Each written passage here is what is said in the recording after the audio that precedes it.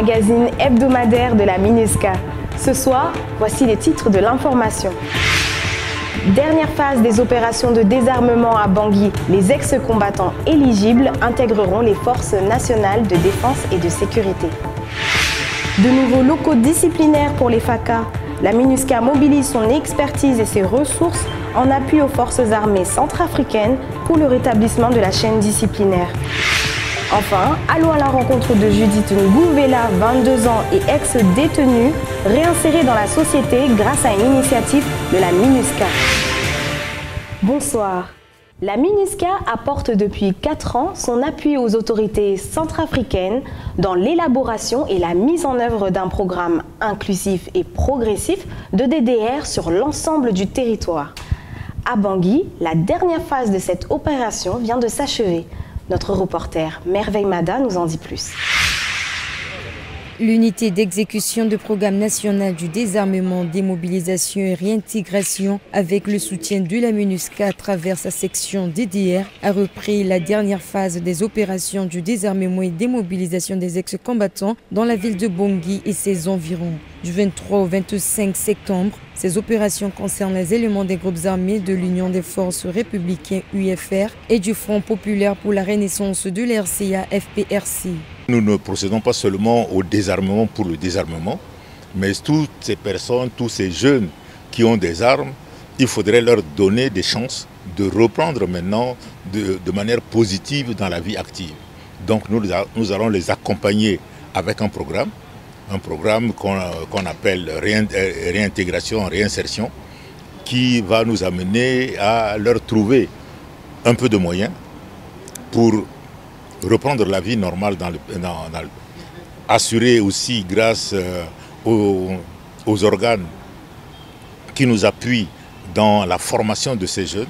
On va leur apprendre des métiers, que ce soit en maçonnerie, que ce soit en plomberie, que ce soit en menuiserie, que ce soit aussi en agriculture ou au commerce. Seuls les ex-combattants qui répondent aux critères d'éligibilité intégreront les unités spéciales mixtes de sécurité, les forces armées centrafricaines FACA, les eaux et forêts, la douane, la gendarmerie et la police. Les ex-combattants non éligibles et certains membres de la communauté seront pris en compte par le projet de réduction de la violence communautaire CVR qui offre aussi des opportunités de travail à travers les formations professionnelles. Les CVR ont aussi des programmes en faveur des communautés pour permettre que cette communauté aussi voit son niveau de vie s'améliorer, voir son cadre s'améliorer pour bien accueillir tous ces jeunes qui finalement ont décidé de cesser avec les violences armées pour revenir vivre comme tout citoyen dans les communautés. Les démobilisés parcourent plusieurs étapes, entre autres l'unité médicale, sensibilisation, cribage, psychologique et Vitsing avant de recevoir un kit de réinsertion sociale d'un montant de 40 000 francs CFA par personne pendant 3 mois, 27 500 francs d'indemnité de transport et bien d'autres kits d'insertion sociale. Je viens volontairement déposer mon arme pour que la paix revienne au pays et aussi afin de combattre l'insécurité tout en luttant contre le banditisme, les braquages et autres. Je conseille mes frères qui détiennent encore des armes par devers eux de rendre et de faire la même chose que nous pour le développement de notre pays. Ces opérations se poursuivent aussi pendant quelques mois dans les préfectures de Bria, Mobaye, Bangassou, Obo, Bosangwa et Pawa sont aussi concernés par cette dernière phase. Merci Merveille.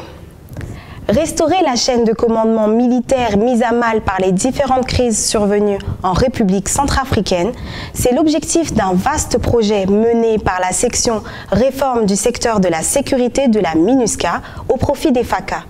Outre l'inauguration de locaux disciplinaires au sein de 2 camps militaires, un atelier a été organisé au profit des chefs de corps, de compagnie et d'unités.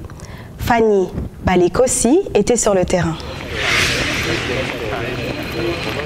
La remise officielle des locaux disciplinaires réhabilités par la MINUSCA à travers sa section de la réforme du secteur de sécurité et des matériels pour l'équipement de dortoirs féminins aux forces armées centrafricaines a eu lieu le 28 septembre au camp Kassai et le 29 septembre au camp Béal en présence de la représentante spéciale adjointe du secrétaire de l'ONU en Centrafrique, Lisbeth Kuleti, et du général de brigade sous-chef d'état-major des armées chargé de la planification, Arkadiusz Mitibangi. Il est attendu un comportement irréprochable des personnels en uniforme et la MINUSCA entend mobiliser son expertise et ses moyens pour accompagner au mieux le ministre de la Défense et l'état-major des FACA dans la professionnalisation de ses troupes et de ses cadres. Ces locaux disciplinaires visent à améliorer les conditions d'exécution de sanctions disciplinaires et de pré-détention pénale des militaires, à améliorer les conduites et les comportements des troupes selon des procédures internes de contrôle et du commandement des FACA, à faire observer et à respecter les règles et les réglementations militaires. Je rassure nos partenaires que ces locaux disciplinaires vont être utilisés à bon escient, dans la forme en respectant les normes, en respectant les textes pour réduire les écarts de comportement de certains de nos éléments dans l'exercice de leur mission régalienne.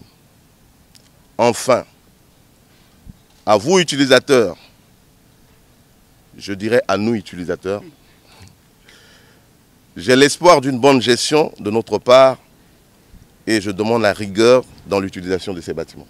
Un bâtiment et des équipements ont été remis à cette occasion au personnel féminin dans l'objectif d'améliorer leurs conditions de vie sociale et professionnelle. Il est primordial que les femmes en uniforme qui représentent une véritable force et une chance pour les FACA puissent travailler et vivre dans les meilleures conditions. À cet égard, je suis particulièrement heureuse de pouvoir contribuer de façon modeste à cette amélioration aujourd'hui à Kassai et je l'espère progressivement dans tous les camps à travers le pays. Ce bâtiment sera construit dans tous les camps de la République centrafricaine au profit des femmes en uniforme, a réitéré Lisbeth Kuleti.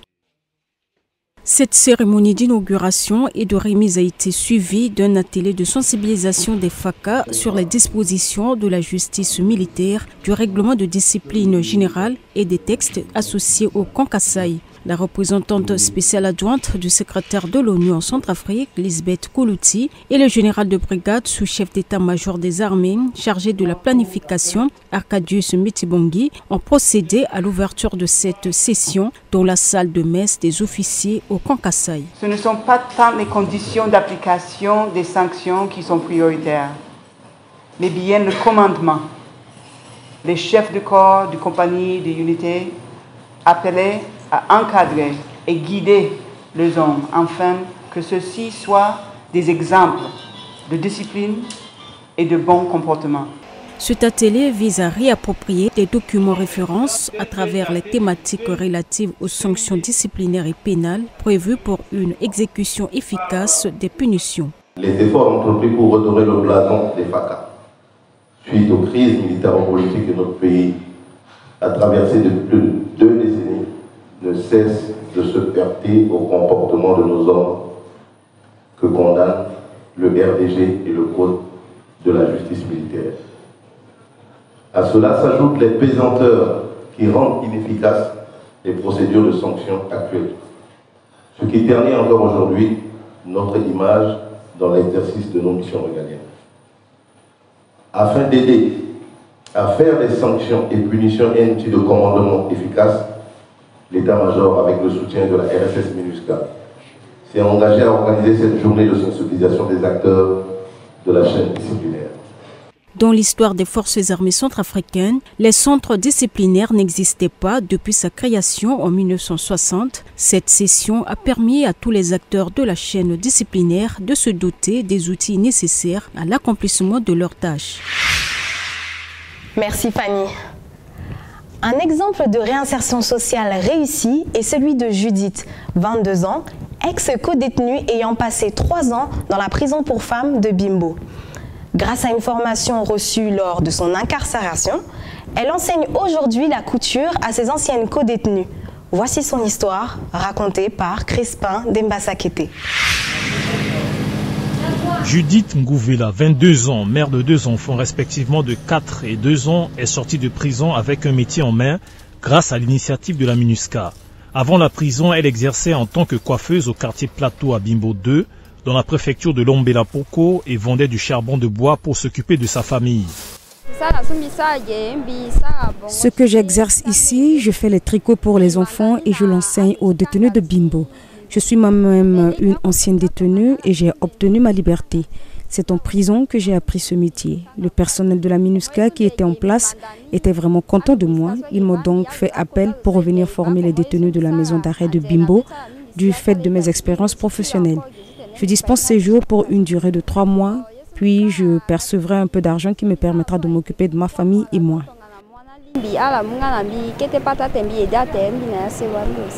Judith Ngouvela est l'une des bénéficiaires qui a pu mettre en pratique ce qu'elle a appris lors de sa détention. Aujourd'hui, elle est devenue la formatrice des femmes détenues et bénéficie d'une prime de formatrice auprès de la maison d'arrêt des femmes de Bimbo. Lorsque je viens faire ces tricots à la maison d'arrêt de Bimbo, c'est avec une machine. Et lorsque je rentre à la maison, puisqu'on nous a appris plein de choses lorsque je fus détenue, on nous a appris à faire la couture moderne en utilisant un crochet. Lorsque j'ai un peu d'argent, j'achète les fils pour ne pas rester sans rien faire. Je suis obligée de faire ces tricots à la main, me permettant de vendre afin de subvenir à mes besoins. Une cérémonie officielle de remise des certificats aux détenus marquant la fin de la formation professionnelle dans les domaines de la plomberie sanitaire, de la menuiserie bois et des fours solaires a eu lieu le mercredi 21 juillet 2021 à la maison centrale de Ngaragba en présence des autorités centrafricaines et des représentants de la MINUSCA à Bangui. Passionnée par ce métier et n'ayant pas une machine à tricoter à la main, cette jeune dame utilise des crochets pour réaliser des tricots à la maison. J'ai un message à lancer à l'endroit du gouvernement, les organisations non gouvernementales, qui est celui de me venir en aide. Présentement, tout ce que j'avais appris m'a vraiment rendu service. Ma préoccupation, c'est de me trouver une machine me permettant de m'installer afin de subvenir à mes besoins. Ceux de ma famille et celles qui sont intéressées à ce métier, je vais leur apprendre afin qu'elles puissent être aussi autonomes et surtout pour le développement de notre pays. Ce projet de formation professionnelle permettra aux détenus en fin de peine d'obtenir un emploi et réduira le taux de récidive au sein de la population carcérale jeune. Merci Crispin. Notre prochain élément est un documentaire qui montre des actions réalisées par la mission en matière de CVR, DDR durant ces 2 dernières années. Restez avec nous.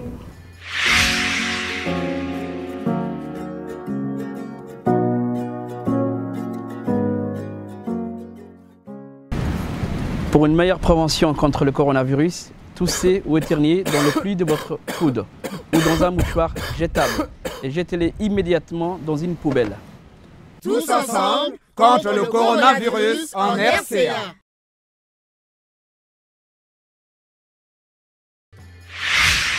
Nous sommes de retour et merci d'être restés avec nous. Au début de ce magazine, vous avez suivi la dernière phase du désarmement. À présent, nous allons parcourir ensemble quelques exemples de réalisation de la mission en la matière durant ces 2 dernières années. Un documentaire avec Adeline Kaku.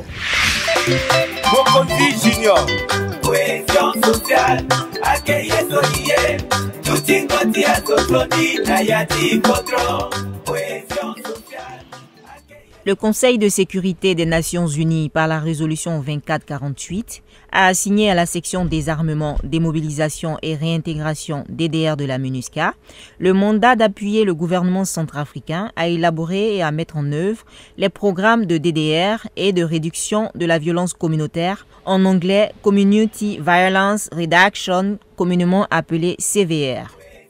Lancé officiellement le 28 novembre 2016 à Bangui, le programme CVR est mis en œuvre par la section DDR de la MINUSCA en partenariat avec l'UNOPS.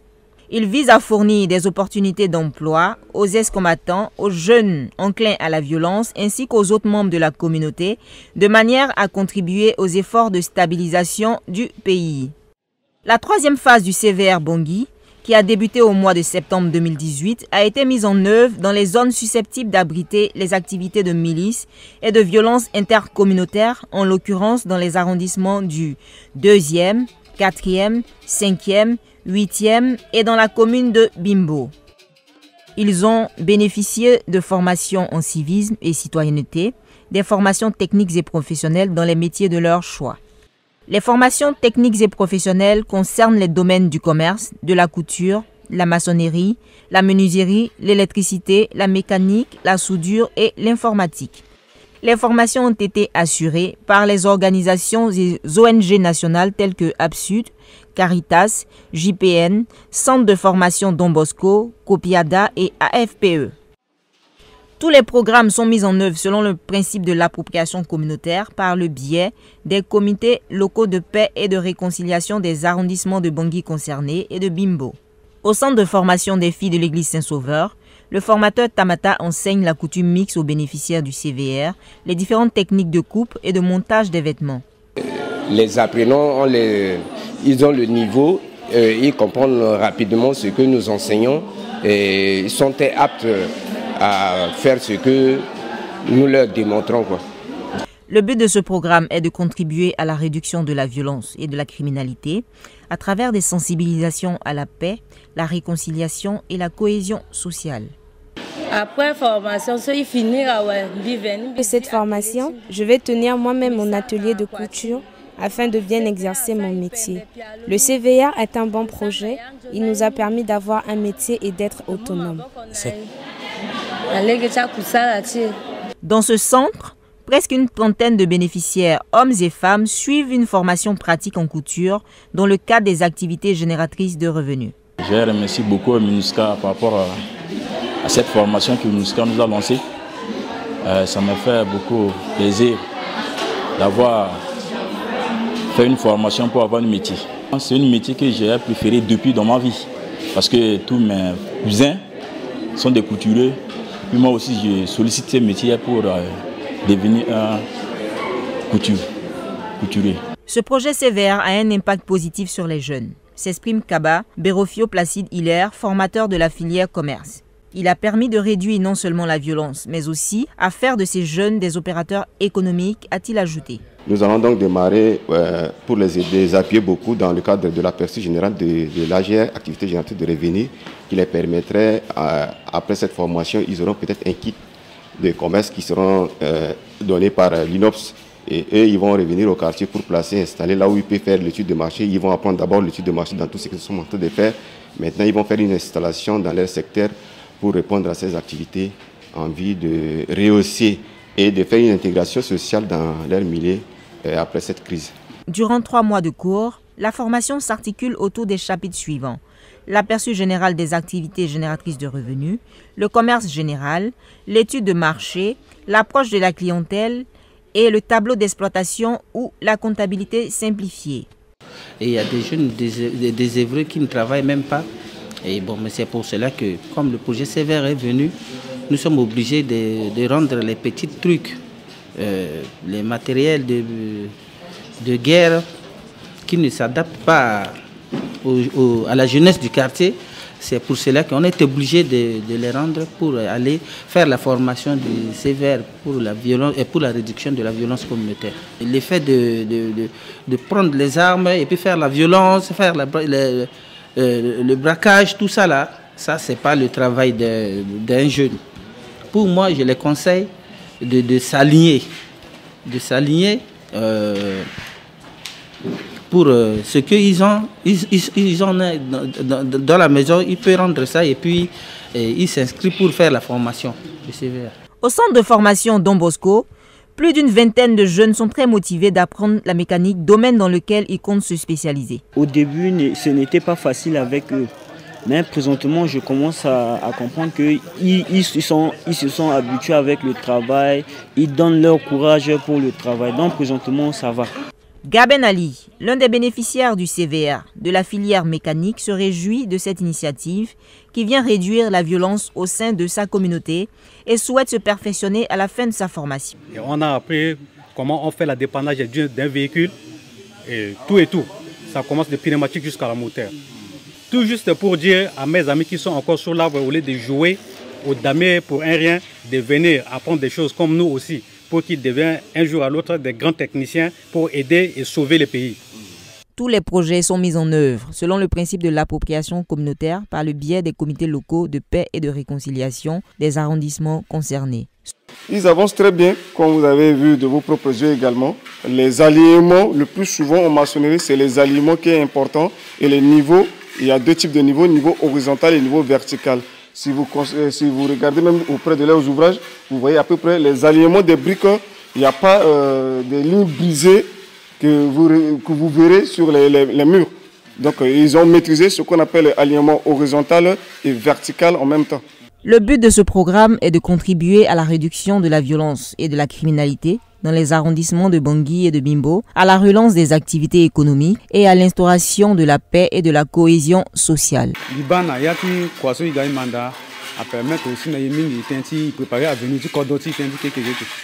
Cette formation est très utile pour nous. Elle nous permet de bâtir notre pays. Nous remercions beaucoup la MINUSCA d'avoir initié ce projet qui nous a permis de bénéficier de différentes formations qui nous seront bénéfiques dans l'avenir. Ce projet peut mettre fin aux violences si mes frères acceptent de venir apprendre. Le programme CVR se présente comme un mécanisme de stabilisation et un outil d'accompagnement au programme national de désarmement, démobilisation, réintégration et rapatriement pour les personnes non éligibles au programme. Nous commençons d'abord par la partie théorique qui est à connaître ces différents outils et même un peu des différents assemblages. Et ensuite, nous sommes maintenant dans la phase pratique qui va maintenant leur permettre de pouvoir commencer à usiner une pièce et voire même demain monter qui va constituer après un ouvrage. Ngate Olivia Ursula, une habitante du quartier Fou, dans le 4e arrondissement de Bangui, se dit très satisfaite de choisir la menuiserie, un métier pratiqué en majorité par les hommes.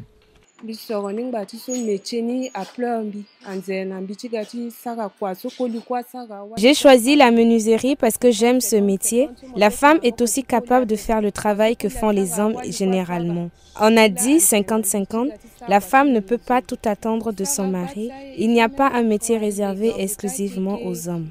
Les bénéficiaires inscrits en informatique suivent avec beaucoup d'engouement cette matière. Anessi Béraud, apprenante, apprécie cette formation qu'elle dit importante de nos jours. J'apprécie beaucoup le projet CVR, initié par la MINUSCA, DDR et son partenaire UNOPS. L'informatique de nos jours est un outil très important. La bonne maîtrise des outils informatiques contribue à un avenir meilleur. Après cette formation et après avoir reçu notre kit, notre situation sociale s'améliorera ainsi que celle de notre famille. Cela encouragera d'autres jeunes qui hésitent encore de venir s'inscrire afin de bénéficier eux aussi de cette formation afin qu'ils se prennent en charge. Le CVR, à travers les sensibilisations, a contribué au changement de mentalité des bénéficiaires et à la réduction de la violence au sein des communautés. Les comités locaux de paix et de réconciliation des arrondissements concernés ont joué un rôle transversal dans la mise en œuvre du programme. Ils interviennent dans le choix des bénéficiaires, en passant par l'identification des opportunités économiques et assurent le rôle de conseil et de suivi de projet. C'est un programme qui aide la population, qui aide le gouvernement à réduire tout petit peu les violences dans les différentes communautés. C'est dans cette optique-là que nous avons organisé cette sensibilisation aujourd'hui, de parler à nos bénéficiaires, de parler à la population du 8e arrondissement pour qu'elle change de mentalité, pour qu'elle change de comportement afin de réduire la violence dans le 8e arrondissement. Pour mieux jouer leur rôle, les membres des comités locaux de paix et de réconciliation de Bangui et de Bimbo reçoivent des formations en vue de renforcer leurs capacités. Aujourd'hui, l'atelier, c'est un moment de réflexion pour leur permettre de comprendre ensemble, échanger leur expérience et comprendre ensemble comment pérenniser ces acquis, même après la fin de la mise en œuvre des projets des CVR. Les bénéficiaires en fin de formation reçoivent des certificats et un appui au démarrage de leurs activités génératrices de revenus. Le programme de réduction de la violence communautaire peut être perçu comme la toute première étape du processus de stabilisation qui doit lui-même être soutenu par d'autres programmes de stabilisation et de développement. Merci Adeline. C'était le magazine hebdomadaire de la MINUSCA. Je suis Siti Issani Bakari. Prenez soin de vous et au plaisir de vous retrouver très bientôt.